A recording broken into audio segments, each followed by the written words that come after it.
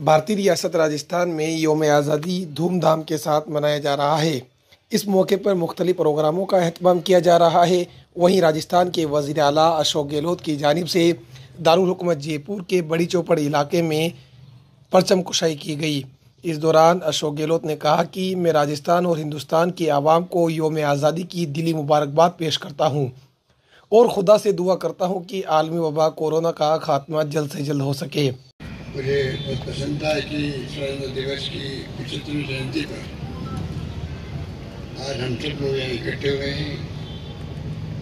आप सोच सकते हैं कि लंबा सफर तय करते करते आज देश कहाँ पहुँचा है।